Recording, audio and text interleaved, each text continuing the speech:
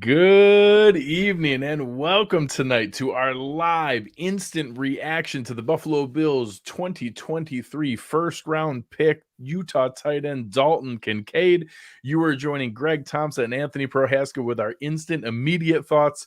Anthony, what do you think about the pick that everyone predicted? Knew it was coming, was telegraphed for months. The move that we all saw and anticipated. So pretty Obviously. regular reactionary show. Yawn. Yeah, that nice. Boring. I'm surprised, honestly, like in a good way. I don't know if it was the run on receivers or this is somebody that the Bills had tabbed the whole time. We were just talking about it to kind of wrap up the draft show a little bit. You know, Ken Dorsey, from his playing days at the University of Miami, combined with his experience in Carolina, came from a multiple tight end offense in a world that he was very comfortable using 12 personnel. Like in Carolina, it was Greg Olsen and Ed Dixon. And then again, with his playing career at Miami, they used multiple tight ends a lot. Granted, it was a different kind of brand of football back then. And I think it was something that we talked about last year. Like, would 12 personnel be more of a thing? And like Quentin Morris, would he be more of a thing? And now you bring in Dalton Kincaid, who lets you do that. And we'll talk about that as the episode goes forward, even though he's more of a wide receiver and a tight end body. And at the end of the day, it's a weapon for Josh Allen that I think, despite the fact that everybody knew this pick was coming, it's a pick in that mold that I think a lot of fans wanted, which was somehow, some way help Josh Allen, support Josh Allen. Yeah. So I think one, I would encourage everybody, take a deep breath. Take a deep breath. Let it go. Obviously, I think the run up is what caught everyone by surprise, because getting through 19 picks with 0 wide receivers gone, I think, getting in the past week or two, I think everybody started to kind of come to grips with, none of the stud offensive tackles are going to make it. They're all going to go way too high. They did. Yeah. All of them went within the first 15 picks. I profited from that. That was very helpful, calling the fact that all those guys were going to go that early. I also, weirdly, I didn't expect it to be as much as they did. I also wagered on receivers going later than people thought. I thought it was going to be a little bit later than people were expecting. I didn't expect 0 in the first 19 picks. Yeah. I actually specifically thought Jackson Smith-Njigba was going to go 13. I thought that's why Green Bay leapfrogged, New England and those guys to do it. So the fact that they went through all there, I think that got people's expectations, including mine, that, we're going to get one of these top receivers or trade up for one. So when they went 4 in a row, all 4 of them, bang, bang, bang, it was then, okay. So I was actually doing a radio hit as it was going, and I was like, well, they're kind of in the zone now where I wouldn't mind if they traded down, but just if you still have a first round grade on somebody and they tell me that first round grade is Nolan Smith, or they tell me that they tell me that Joey Porter Jr. was just too good to pass up, or Brian Brzee or whoever it was, I'm good with it. Like if they say Michael Mayer or Dalton Kincaid is their guy, like we're kind of in that zone now, which we know can happen towards the end for that kind of thing. So I think the biggest thing for me, and I think some people think I'm just kind of coping with the pick, is that I almost think it's not really 12 personnel. Like he is a big slot receiver.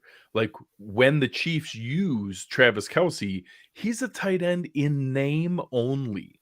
Like he never has his, like, it's not quite Mike Gesicki, but it's close. Like he just doesn't put his hand in the dirt and block. Like that's not what he is. Dalton Kincaid is going to be a big slot receiver. He's going to be flexed out. He's going to be used in that capacity. We wanted a slot receiver. I had it in my head it was going to be more of the Josh Downs version of slot receiver that we're used to, but just because they envisioned it this way, and I think it's intriguing that if they can send the signal of, oh, hey, we're in 12 personnel, you better match us with big stuff, you better watch out, when in reality, we're still in 11. It's just that our extra guy over here happens to be what are the exact measurables? 6'4", 240? 6'3", 246. Yeah. So it's 6'3.5". So basically like 6'4". Yeah, I think I saw him listed as 6'4", which makes sense. 6'3.5". I would round him too. I'd be like, give me that half inch. Yeah, I wouldn't be 6'4". Of course. So the fact that he's 6'4", 246, it just happens that, our slot guy just happens to be really big. And if you watch him move, you said it perfectly. He moves like a wide receiver. So I would encourage people to see this as we acquired an offensive weapon for Josh Allen. Mm-hmm.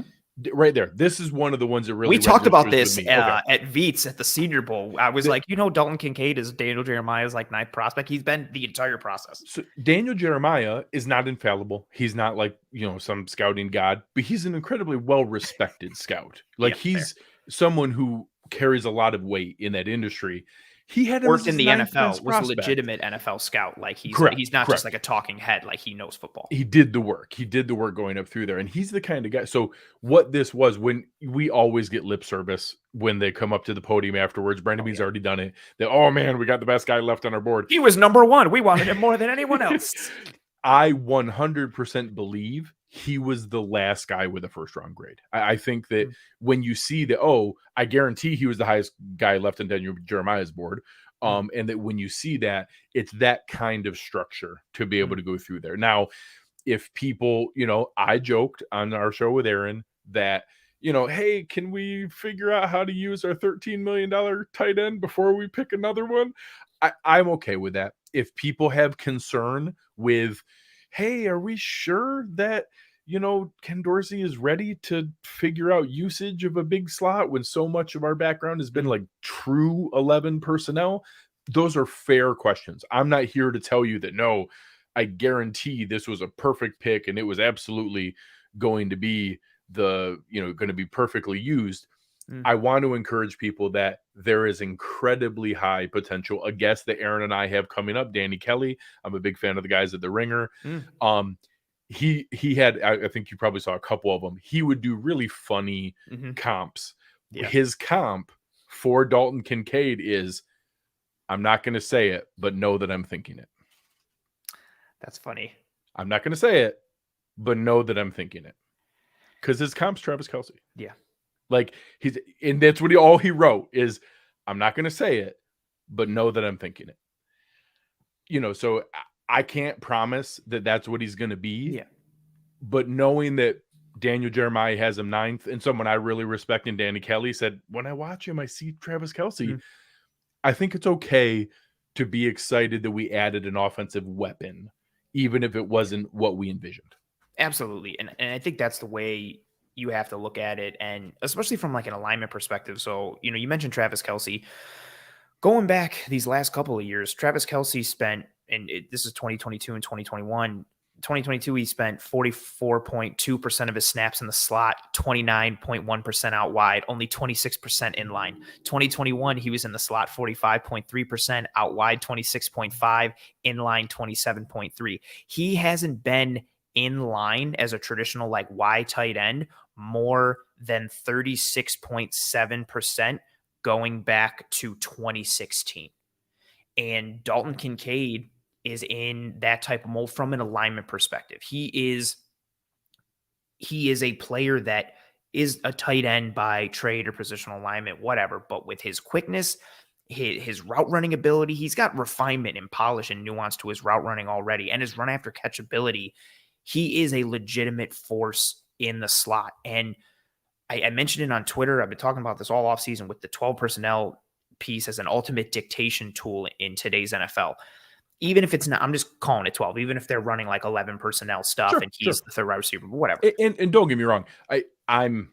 When I say that, he is a 6'4", 246-pound man. Yes.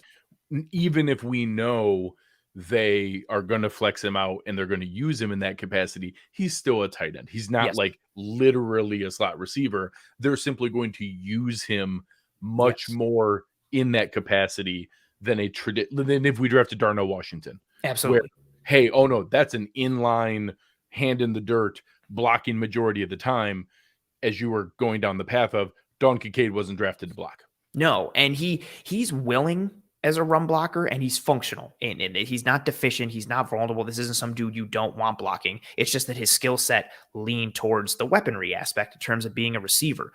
But what it does, even just having that conversation, because like tight end, slot, like wide receiver in a tight end's body, yada, yada, yada, you now have this ultimate dictation tool if you are the Buffalo Bills. Because if you are a defense and you see them running out Stephon Diggs and Gabe Davis and Dawson Knox and Dalton Kincaid, it's, okay, do we match with 3 linebackers? And if they match with 3 linebackers, okay, cool. Let's spread it all out and just go into the gun and run 2 by 2.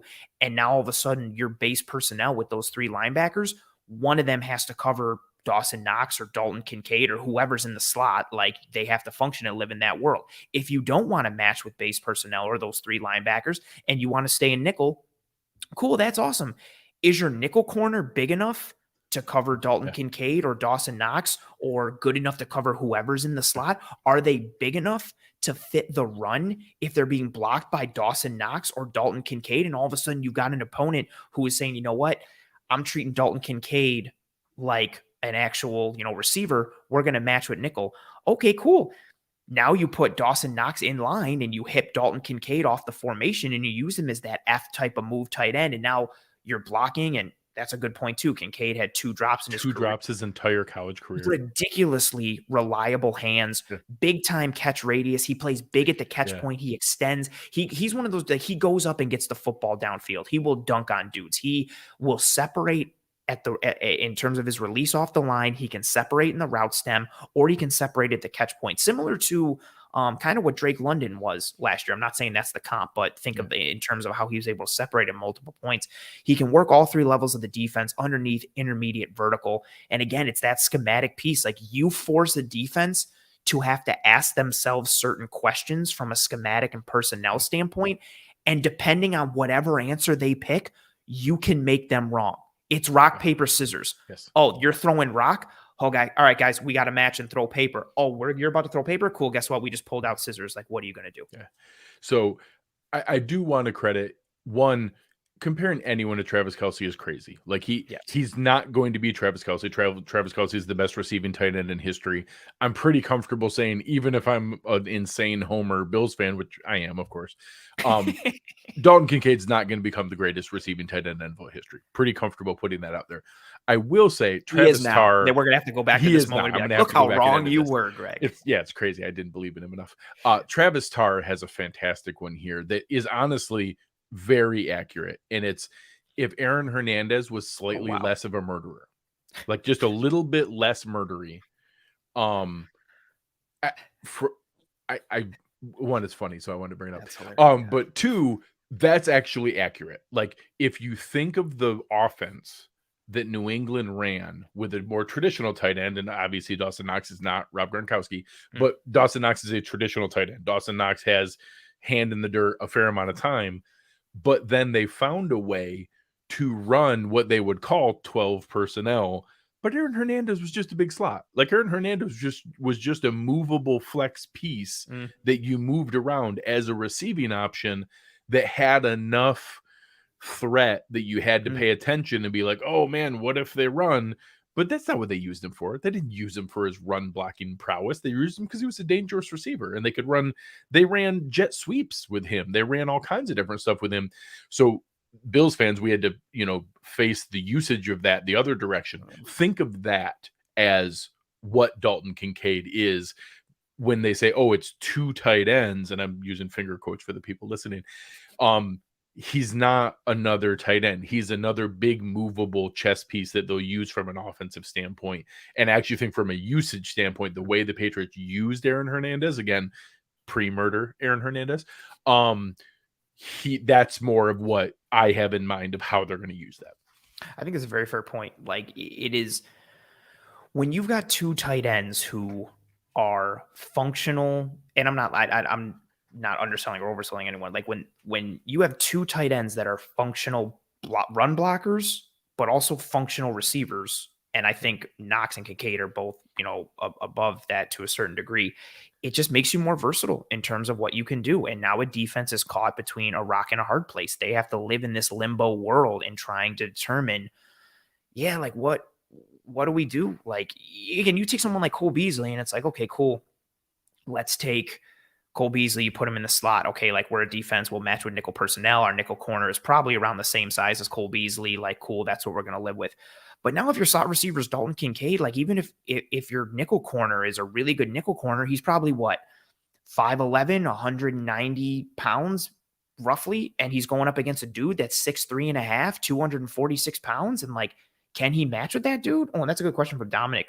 Comparing his skill set to Knox's, Knox is a better run blocker at this point, mainly because Knox has been in the NFL for a legitimate amount of years. Like he was very Knox raw is on that like Ole Miss. your stereotypical like V-shaped first off the bus tight end. Like Dawson Knox is like 6'5" and change, almost 6'6", probably now walks around almost 260. Like Dawson Knox is like a huge man. Yes, and he's when you watch Dalton Kincaid, and everyone's going to go watch the highlight. Well, I take that back. Most of you guys listening will probably grind the film. But for those of you who don't grind the film and just go watch YouTube highlights, I will say I was actually surprised when you said 246, because when I look at Dalton Kincaid, I don't see 246. You think he's more slender? Like, absolutely. Yeah. He is a slender frame, not a very bulky. He's like a lean muscle kind of guy, which makes me think, cool, could he add maybe a little bit more muscle onto that frame and develop his strength? We'll see what you get. We know the Bills are, knock on wood, renowned for their diet plans and health plans and getting everybody strong and like tip-top peak performance shape. And it's a fun pairing, with Knox, with that question from Dominic. Like, Knox is very much a tight end in a tight end's body. Your traditional wide tight end who you could maybe split out wide every now and again or put him in the slot depending on what you want to do. But he's your inline guy. He's improved as a blocker. He's good as a receiver. I think he's above average in both areas and can be a mismatch when matched up against linebackers or safeties in certain areas. Dalton Kincaid is very much... again, I don't want to keep beating the dead horse, but is very much a slot receiver in a tight end's body. Like, he is not the guy that you're going to have attached to the formation next to your offensive tackle and he's handling edges and things like that. If only someone informed on the topic commented on how he was going to be used.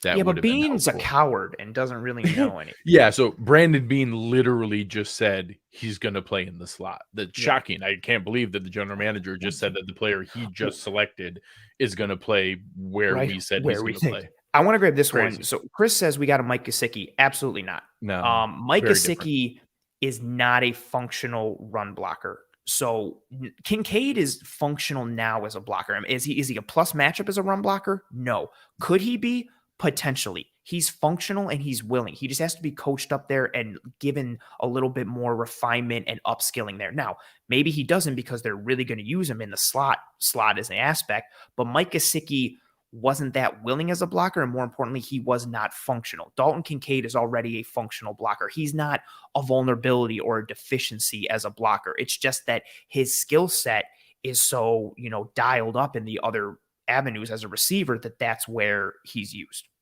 Yeah. So, we'll go through and kind of process each of these. Aaron and I are very straightforward on things. I joke, Anthony is one of the people that genuinely does go watch film. He's done breakdowns. I guess I'll ask you here, with maybe this wasn't one of our assumed ones. Did you have a lot of time to do a lot of work on Dalton Kincaid? I watched 3 or 4 games of his, the USC game, the Arizona State game, the San Diego State game. What's also tough is he had like some up and down usages. And then finding like the film available, but I definitely did 3. I think I did a 4th one the game against Florida, but he only had like 4 targets in that game, which was disappointing. But yeah, I grinded the tape on a majority of the tight ends in this class at the top. So, I think as we go forward here, Aaron and I talk about it here. I got burned.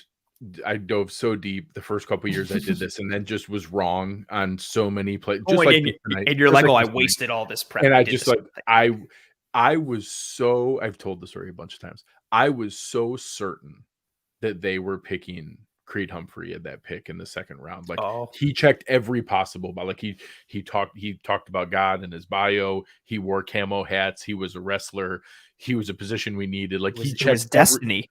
Every single box. Like, and when he wasn't the pick, I literally, my brain melted, and I just said, like, you want to know what? I'm done. I'm done.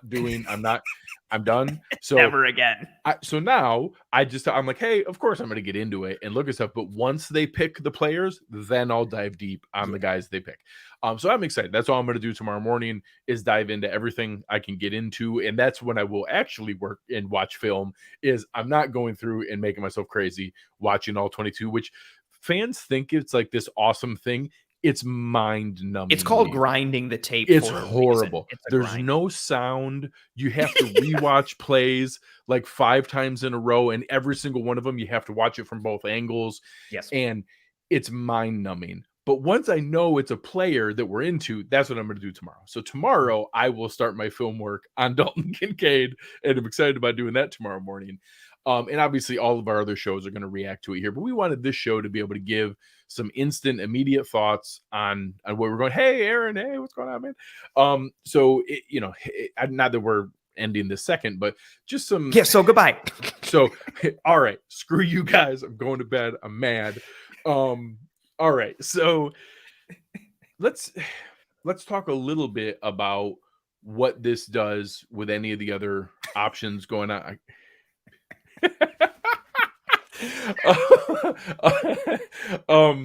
So we saw how everything else played out. It does hurt me a little bit in seeing Bean's comments about if we didn't take Kincaid, we were going to trade down. And I do believe him that, hey, this is our last first round pick. They're excited about how they think they can use him. I did think this was kind of lining up as a trade down spot, especially with that run when the 4 receivers went bam, bam, bam, bam. Absolutely. So now being in this position, of course, they're still posturing. The Arizona GM is saying that, hey, we're not trading DeAndre Hopkins, and Brandon Bean saying, no, we're very focused on our picks tomorrow. Yeah. We're not trading for DeAndre Hopkins. I believe that as much as I did beforehand. I still believe he's going to get traded. As much as when Cliff Kingsbury was like, Josh Rosen's our guy. Josh Rosen is our guy. We are committed. What do you think this does from a need standpoint? Do you think we now start to pivot towards linebacker? Do you think we start to pivot towards some of the other areas?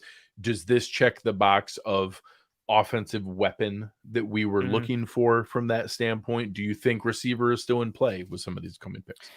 I think if a guy really falls from a receiver perspective, that's valuable. Bean and Co are always chasing best value and best player available in a variety of ways. For me, I would think this knocks down the odds of a receiver being drafted to some degree. And it would for me personally as well. I would like to see some trench focus. It hurt my heart a little bit that Mozzie Smith went right after the Bills took Kincaid.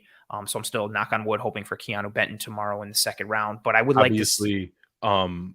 Everybody was, right that Jack Campbell wasn't going to go in the first round, so maybe we can get him at pick 59. Because it would have been a reach if the Bills took him at 27. So, getting him tomorrow, maybe we trade up for him. But you could probably just wait. I'd wait till day 3. Maybe we just wait till 59 because everyone was certain that it was going to be a reach if we took him at 27 because it would have been crazy. To what was also really cool with Jack Campbell is he was one of those dudes who, I feel like, and maybe this is just me pulling it out of thin air and it's not really a thing. I feel like he was one of these guys that people grabbed 3 random clips of him not doing well and then used it to slander him and talk about how much he sucked and couldn't do certain things. And that was genuinely surprising though. 18's crazy. 18's crazy. This linebacker class was, I've been saying it so much, this is not the class or the year to need a linebacker. So it's very unfortunate that the Bills needed one. And that's a great question from Les saying what's our best option at linebacker now? The best option was Jack Campbell. I didn't think anybody was taking a linebacker in the first round. And if it was the Bills, I was fine with it. I like Jack Campbell. It's a need. Cool. Now, I was Jack Campbell or Band-Aid free agent. So I am now fully into the Zach Cunningham, Deion Jones, hey, who's the best guy who hasn't signed yet? Come on over and hang out with us for a year and we'll try again next year. Yeah. I like Trenton Simpson. If he's there at 59, I'd consider it. Drew Sanders, I know, is the one that people talk about a lot, but he's different from a scheme fit perspective. A lot of his value is tied into what he does as an edge rusher and a guy who drops down to the line of scrimmage. So that's whole nother conversation, but it makes linebacker muddied. I do think it helps the offense from a weaponry standpoint.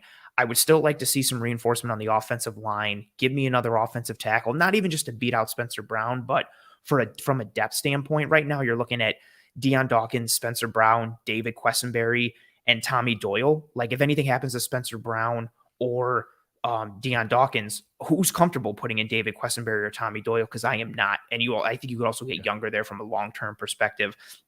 I would like them to address the trenches on day 2. Give me some interior defensive linemen or not multiple, but at least one. Give me something on the offensive side of the ball in the trenches. Linebacker is interesting depending on if one of them fall, but now I think the focus shifts to the trenches, especially with there's no defensive tackles on the roster for 2024. That doesn't mean they have to draft one now in this draft. It means it's a huge need prior to the season in 2024. Absolutely. It doesn't have to, like, I would get it if it does. It doesn't have to convert that need to right now. It would just make it a bigger, because yes, I will say they can also very easily extend Daquan Jones for a year, extend Jordan Phillips for a year. I don't see Tim Settle being extended, but whatever you can. Then all of a sudden it's, oh, we need to sign one and draft one next year. And oh, look, we have 4 again. Like that's not, so I think people throw around we have 0 defensive tackles under contract next year. I think it's pretty likely that 2 or 3 of the guys we have will be extended. Like, yeah, it's not that's fair. Like for me, it's that roster piece in 2024 combined with 2 of your top 4 defensive tackles right now are Tim Settle, who disappeared throughout the end of the year. Granted, he was banged up and had a horrible advanced metrics year. And then your other one is Jordan Phillips, who cannot stay healthy. And it's more than just a shoulder piece. It's soft muscle tissue injuries that happened with him in Arizona, which is why he didn't last there. Like, so now you need reinforcements and long-term plans at that defensive tackle spot. And there's some good ones in this draft. Again, I'm going to keep wishing and hoping for Keanu Benton. But I would like that would be beautiful. Give me some trench addressing there. Matthew Bergeron. Yeah, that would be a real, like, he's somebody who I liked at the Senior Bowl a lot, but now he's getting buzz. Like, he was talked about as potentially creeping into the first round. So now I wonder, like, does he even make it to 59? I would love that piece because he's got guard, tackle, flex. You could use him at either. You help multiple spots. Like, I love the versatility. Yeah. I won't be mad if we take Josh Downs at 59. Like, I'll figure it out. I'll figure it out. And like I said, I've always said the whole time, it's not likely that the Bills trade for DeAndre Hopkins. It's still very possible that the Bills trade for DeAndre Hopkins. Like, that's still very much in play. I will not believe he plays for them until I see him week 1 in uniform play. Historically cheap Michael Bidwell knows they have a trash season coming up and isn't going to pay him $19.45 million in cash. I don't believe it. I think that's fair. So we'll see where that goes. It doesn't mean he's getting traded to the Bills. So that one we can't bank on. I still think that's very much in play. The whole time I've been saying 2023 5th round pick, conditional pick next year, that if he's still on the roster going into the 5 days into the 2024 league year, they get a 3rd. Maybe there's some games played or some season success qualifiers in there, but something like that, we can go and do that. And I explained how we can fit his contract and how it's very doable.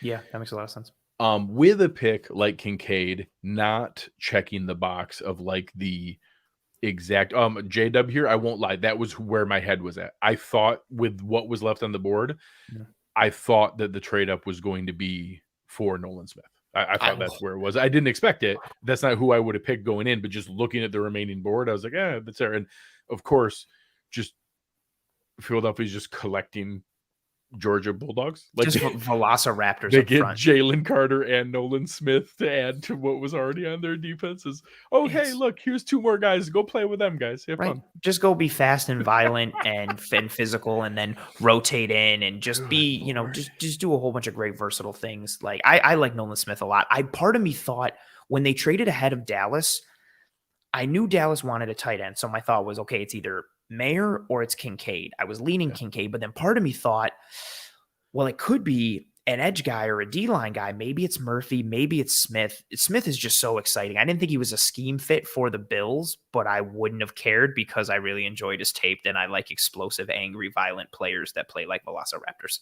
Yeah. So I want to bring this one back up here from Pops Mafia, which is a fantastic name, by the way. Good job. And we found out Pops' daughter is expecting a baby. Awesome. Congratulations. That's fantastic. Major congrats to him again.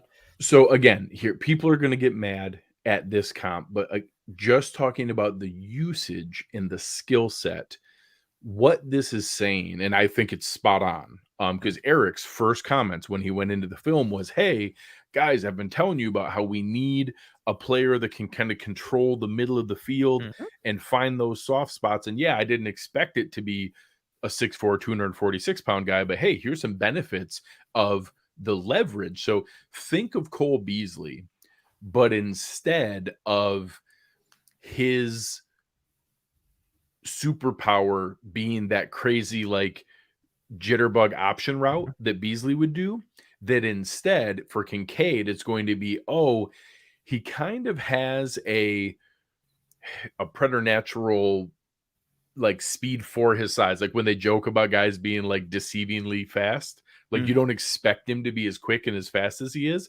That's Dalton Kincaid. Like he doesn't look like a guy who's going to move the way that he does. And then because he is 6'4", 246 with crazy good hands, that his ability to use his body to shelter where the ball's going and to use that leverage to then convert those 3rd and 5s, because, one, he found a soft spot, not in the, Cole Beasley flashed open by 3.5, 4 yards because he just, juke the guy with a basketball crossover. Dalton Kincaid is going to be normal NFL open by a yard and a half. But when you combine that with his size, his frame, his arms, and his really good hands, now all of a sudden, it doesn't matter if you're there. It doesn't matter if you're in position. It doesn't matter if you closed in time. He can shield you with his body and get the ball.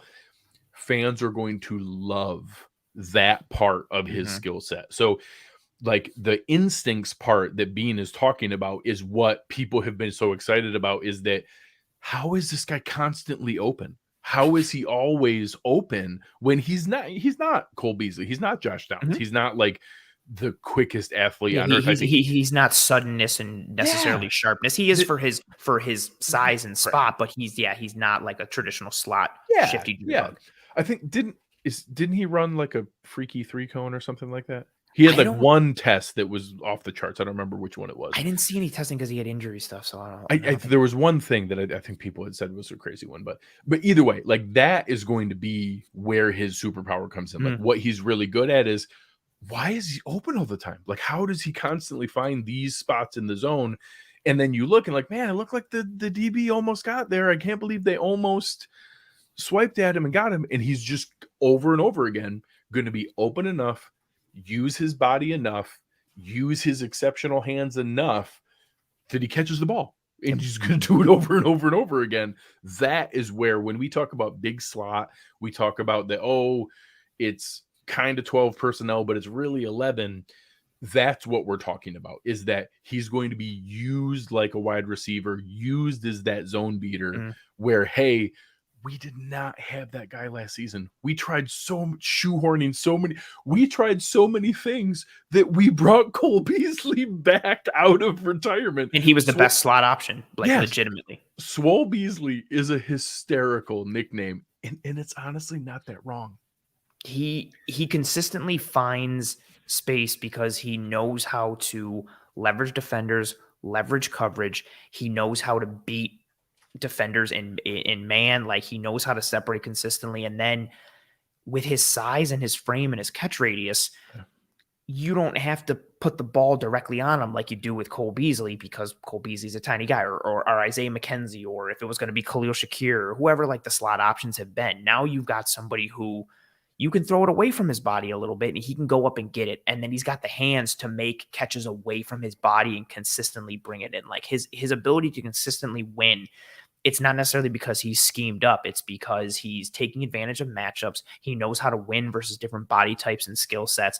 And then again, that's where it comes in. Like now a defense has to be like, well, we don't have a third linebacker that can cover him, so we'll leave our nickel corner on him. It's like, okay, cool. Good luck having that tiny nickel corner cover a 6'3.5", 246-pound tight end. Or if you want to put in a third safety who, is a little bit bigger body, cool. Do they have the coverage chops to be able to go for him and stay with him athletically and from an explosivity standpoint? It poses all these questions for the defense that a defense does not want to have to ask themselves, on top of being like, we have to stop Josh Allen. So a couple quick ones. I'm going to go back to that question that we had there.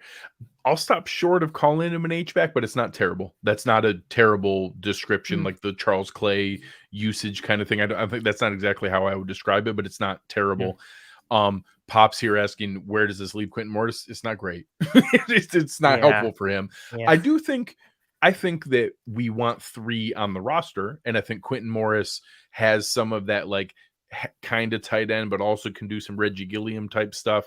Although Reggie Gilliam can also be the 3rd tight end. So I will say this puts Quentin Morris's roster spot in jeopardy. I won't put him that he's outside looking in or going to get cut. It's not ideal. This was not great for him.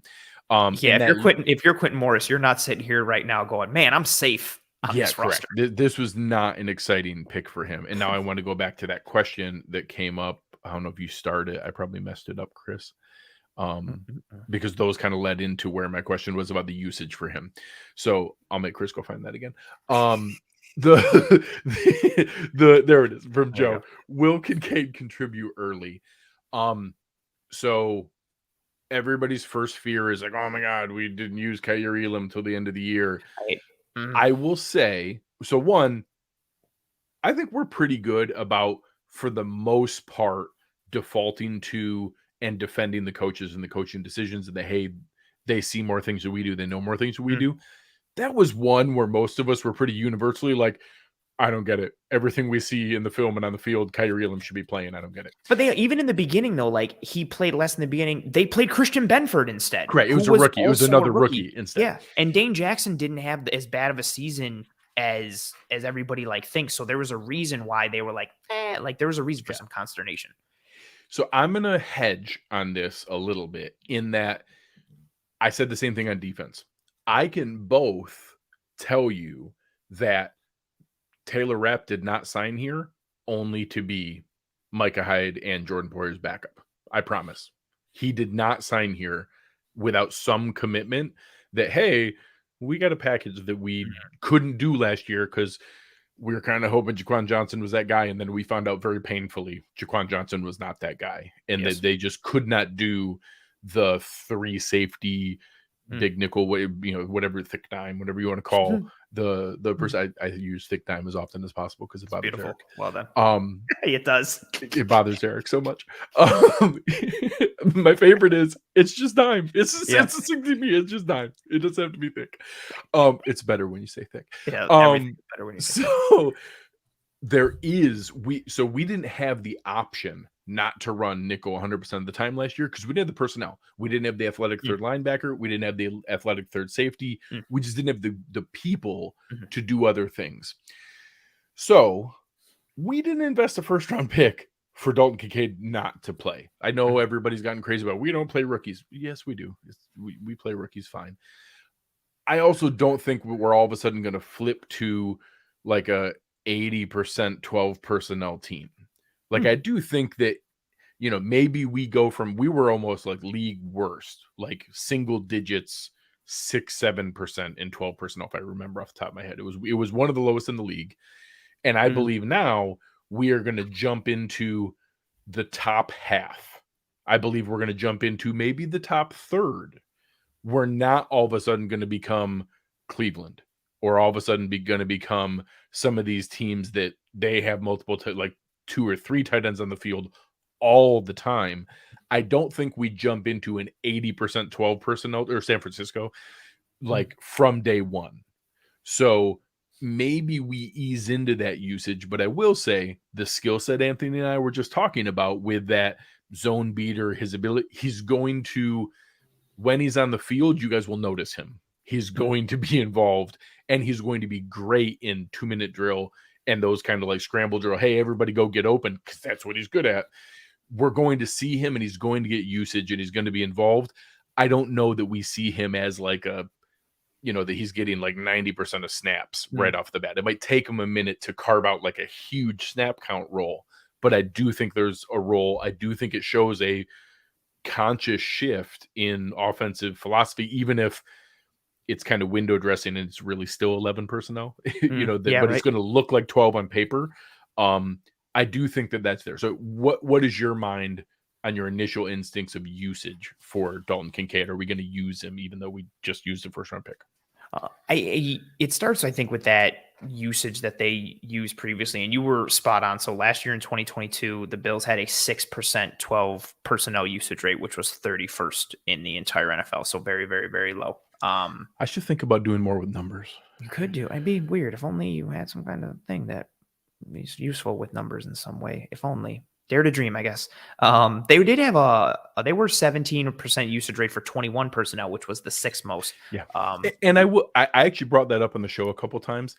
That's actually the misnomer, is that there were plenty of times where Reggie Gilliam was on the field and he was doing tight end stuff. But because he's Reggie Gilliam and they list him as a fullback, they counted as 21, but he was playing tight end when he was doing it. Like, he was doing tight end things. Yep. He was, in an offset. He was over it's like there. What they do with, like, when it'll be like, oh, the Bills run a ton of 3-3-5, and it's like, because they're counting Von Miller as a linebacker instead of they actually edge. ran 0-3-3-5. And like, there were probably some snaps I would have liked some 3-3-5. They never ran that ever. No, that's not what they were. It was 4-3. Anyway, but like, I think so. We start with that piece. I do think he'll get a significant snap share. Like, I don't know what percentage to put on it, but I do think weekly you will see a healthy dose of Dalton Kincaid. I think with his skill set and the opportunity it provides you, combined with Ken Dorsey's familiarity with using multiple tight ends in Carolina and what he's gravitated towards in the past and kind of connecting those dots, combined with the rest of the receiver core, like, would it surprise anyone if Dalton Kincaid was the third best receiver and was a better receiver than Deontay Hardy or Trent Sherfield, or maybe even ahead of like Khalil Shakir? Like, I don't think that would surprise me if all of a sudden he was the third best receiver. Forget that he's a tight end. That wouldn't surprise me. And if he's the third best receiver on the team, then he can just be used as a receiver. And if he's fourth after we trade for Hopkins, there you go, of course, and draft Josh Downs, so sixth or whatever that makes him. So I think you start out with a healthy amount right there, and then what he's able to do as a blocker, then if that's at a functional level for an NFL, from an NFL perspective, then I think you start to turn the dials up a little more and add increases to his snap share. I do think you'll see significant reps for him. I don't think he's going to be a dude that we're sitting there and it's like, oh, Kincaid finally got in the game and it's the third quarter. Like, I think he'll be a functional part of the offense starting out early. And I'm excited to see what Dorsey can do with it. And I saw a lot of comments in the chat, and I've seen this comment a bunch on Twitter. I know Dorsey's come under fire a bunch and his utilization could 1,000% be better. I'm tired of many of the questions, like, validly, like, he deserved to be questioned for some things. It's just gone too far. Yes. Everybody continues to talk about like Knox's usage and how he wasn't getting the ball. There's a ton of reps where Knox is open and Allen just doesn't go to him or go somewhere else, or Knox is open and Allen gets pressure from that side. So he has to scramble to the right, even though Knox was clearing and coming open on the left. Like, I think Dorsey gets used as this like low hanging fruit, easy blame piece. And I just see those comments. Granted, people can be negative just to be negative, but I've seen so many comments coming in and being like, oh, glad we got another tight end, a position that Ken Dorsey has no idea how to use. Like, it just pump the brakes on that a little bit. Oh, who made a Roadhouse reference? I love Roadhouse. Oh, so yeah, the Dalton Roadhouse. His name nice. is Dalton.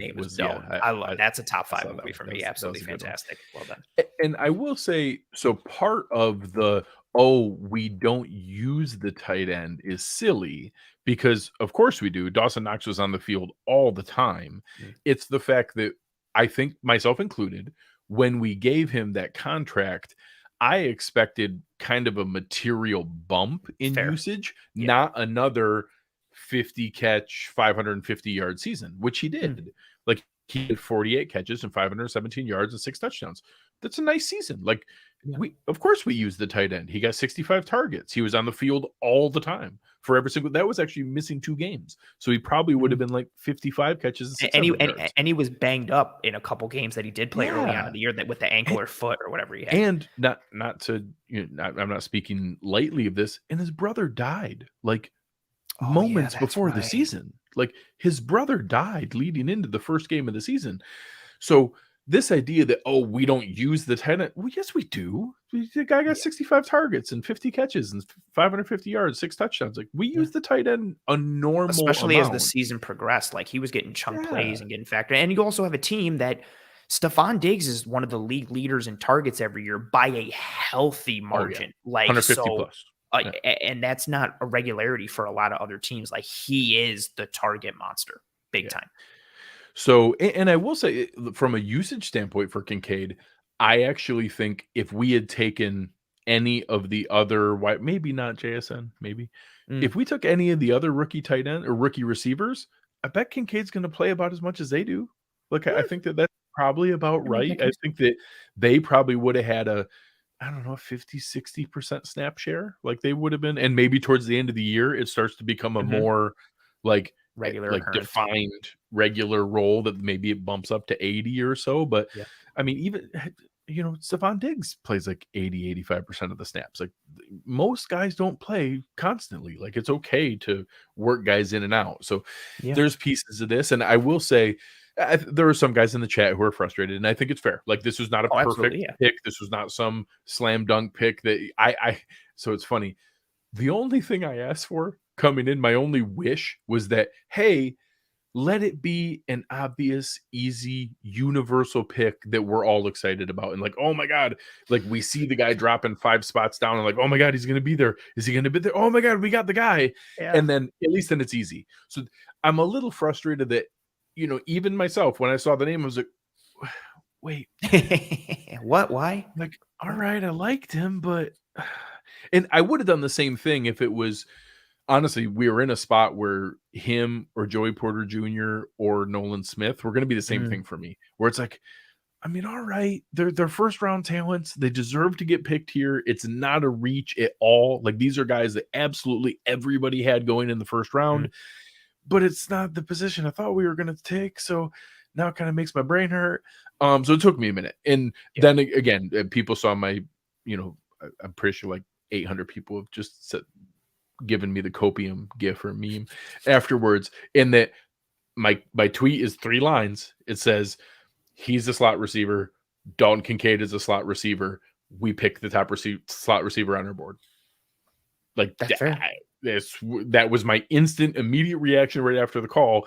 And I won't lie, I feel a little bit better that Brandon Bean came out and said the same thing, that I wasn't literally just lying to myself. But it took me a minute to try to grasp, like, oh, I didn't think that was going to be the pick. So, all right, that's weird. And I think it's okay for any fans who felt that way, any fans who didn't have this in mind.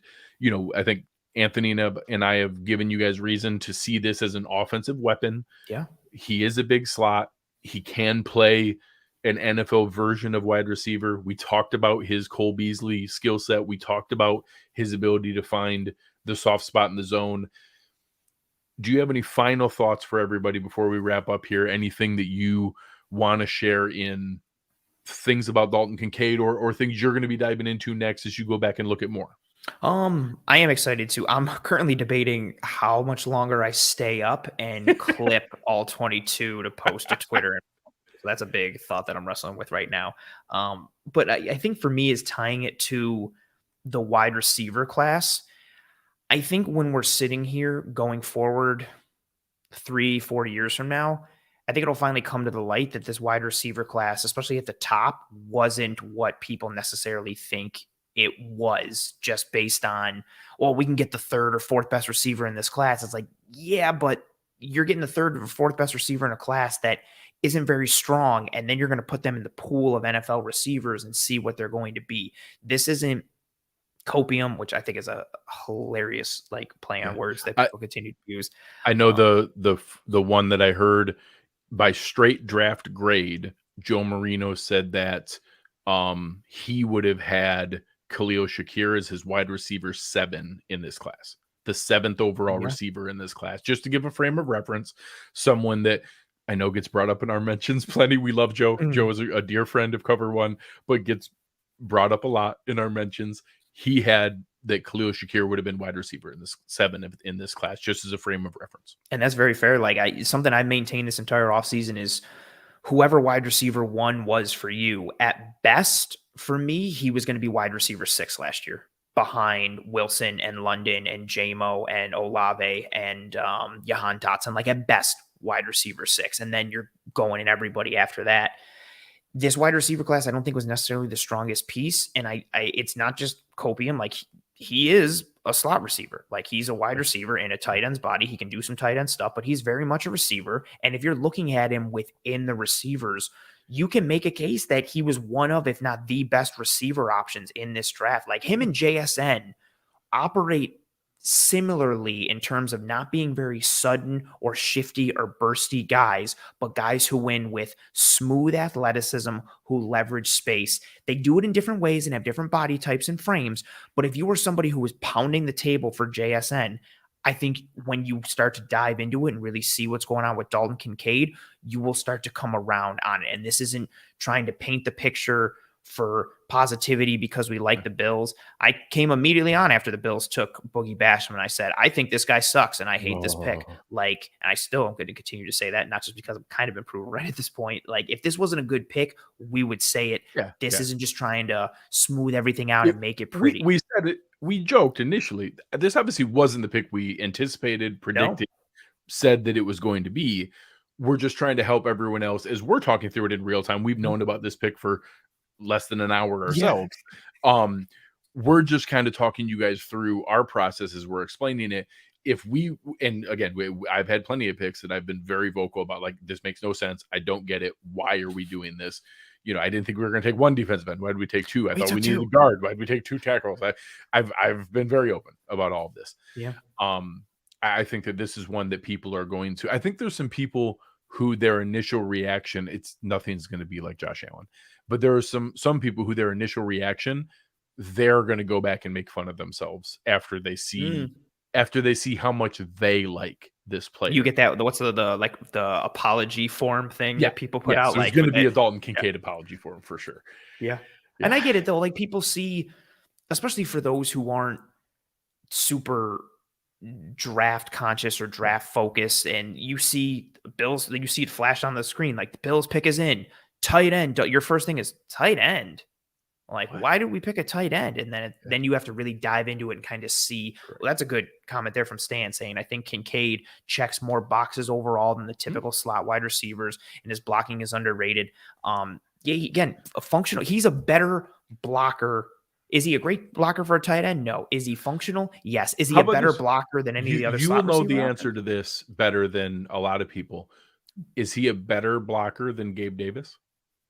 Ooh. Because my initial reaction would be, it's probably pretty close. Gabe Davis is a very high-end blocker for a receiver. Absolutely. Receivers aren't that good at blockers. Yeah. So him being a willing but probably slightly below average blocker for a tight end, it's probably like adding another Gabe Davis. Like, do I want him one-on-one on an island with Joey Bosa? No. Yeah. But can they chip really well, and can he get in the way and like be a willing, wall a guy off as we're going zone to the outside? Like, he can be a shielder and obstructor and escort of sorts against like bigger body, more physical dudes. But then he can, to the second level, get in the way of a linebacker. That's what he can do, and then he can go and like dig out safeties or nickel guys or outside linebackers. So that's a really cool question to ask. Like, I think it's similar with what Gabe does, because Gabe's a good blocking wide receiver, but the threshold for like a good blocking wide receiver, the bar is set so low. Like once you just put the filter of willing on wide receiver, you've eliminated 80% of them already. They're like, well, amongst the 20% who are actually willing to block, Gabe's actually pretty good. That's one of my biggest, my big note pieces for, evaluating prospects for college wide receivers. Like, I always just like, is he a willing blocker? Yes or no? Like, that's a big thing. Like, I don't need you to be a stud blocker. Are you at least willing to try? And that's like a huge piece. And the Bills got better today with this. They got better from a schematic X's and O's perspective, and I also think from a talent perspective. They gave Josh Allen a weapon. They helped in the passing game in a way that the Bills needed to have that control over the middle of the field. And again, it isn't just the underneath and the intermediate part. Like, he can get vertical. Like, watch him run down the seam, and then all of a sudden a nickel corner or a linebacker has to pick him up and carry him. And then he's got the athleticism and speed to either run away from them or moss them at the catch point. It just opens up new avenues for this offense in a way that will allow the Bills to expand and continue to grow with Ken Dorsey in his second year, and provide some more reliability for Josh Allen. Yeah. So yeah, final thoughts here as we kind of close this out. I'm in the same boat. I need to see, so here, I think that we're gonna get called. Get cover. I can already see it. So cover one, obviously, we got accused of being Tremaine Edmonds' apologist I when hate our stance. because I would break down so much stuff of being like, here's where Edmonds missed, or this was bad, and then I would do one positive thing and be like, Homer, and I would just be like, God. And our stance was constantly that, hey, he's not trash. He's pretty good. Like, we weren't saying he was elite. We weren't saying he's the best in the league. We were saying, hey, he's not as bad as you guys are making him out to be. He's actually pretty good. I can already tell it's going to happen with Ken Dorsey. Like, I can already tell where we're going to say, like, well, I mean, we did score the second most points in the NFL last year. And we were second in DVOA after being 10th the year before. Like, he actually was better than Dable in some of these areas. Yeah, he needs to be better here. So this is one where we did not see a lot of creative personnel usage. Mm-hmm. I'm intrigued to see what this does. And I think part of it is, hey, his boss just forced his hand. You ever had stuff at work that you weren't great at, and all of a sudden your boss kind of forced you to have to figure out how to get better at? Well, that's what Brandon Beane just did to Ken Dorsey. He's like, hey, guess what? You're going to use this guy I just drafted. So that's weapon. Here's your weapon. Do something with it. Do we know the chicken or the egg last year of how much of this was Josh wanting to play hero ball going downfield, and how much of it was he didn't have a reliable guy he thought he could trust to look for in the middle of the field. So he kind of stopped looking for it. It wasn't always. It's all interconnected. There's too many variables in football to realistically put the blame on any one person or one thing so often, because there's so many variables with human beings playing a sport like this that it could lead to a multitude of outcomes. Yeah. So do I need to see better utilization from Ken Dorsey? And do I need to see more of a willingness to use him from Josh Allen, and short area accuracy continuing to be a strength? And do I need to see Dalton Kincaid show that the things we're talking about the big slot, about that, zone, skill set, and that Cole Beasley skill set? Do I need to see those things come to fruition? Yes. But I think all of them are possible. And I think all of them put us into a position here where, Burning Bob here is there. Please give us a like button. That's the way this stupid algorithm works. It's how other people find out about the show. That's all that we ask for. Please give us a like. We're going to wrap up here. There's a ton of you guys watching, which is awesome. We really, you guys. Yeah, this has been, we hit 1,000. I was not expecting to hit 1,000 viewers at like 15 a.m. So please press the like button. It would really mean a lot to us to help us out here before we wrap up. Tomorrow morning, Chris Kepner is going to be doing a Spaces with Aaron Quinn. I think they're shooting for 9:30 a.m. Anthony and I will be back with you tomorrow night. We will be here reacting to the second and third round picks, which one of those will probably be traded for DeAndre Hopkins. So we'll probably another tight end.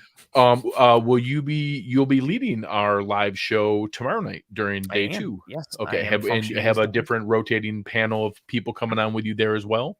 Yep. Also here, we're going to have our first time we're going to do a playback recap. So Anthony and I will be here. We'll also have, I think, that the Going Deep guys, Kevin Massar and Mike Bunt, and those guys are going to be leading a crew on Saturday during day 3 with a rotating panel of people coming in.